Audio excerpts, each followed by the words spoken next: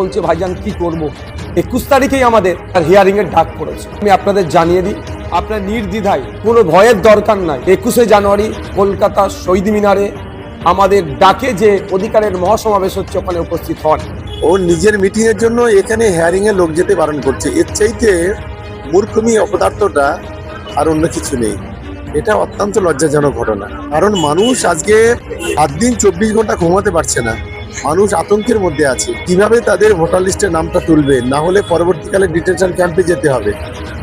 এই চিন্তায় মানুষ সুইসাইড করছে, বিএলওরা সুইসাইড করছে। আর ও বলছে আমার হিয়ারিং এ যাওয়ার দরকার নেই, মিটিং এ চলো। মানে কত বড় স্বার্থপর এই কথার মধ্যে দিয়ে প্রমাণিত হয়। আমাদের তো ওই দিন বিকালে মিটিং ছিল, কিন্তু আমরা মানুষের দিকে তাকিয়ে আমরা কিন্তু সেই মিটিং ক্যান্সেল করেছি। আমরা সেই মিটিং করিনি। আর আমরা 2 তারিখ পর্যন্ত কোনো বড় মিটিং ভাওনা মারতে আমরা করবো।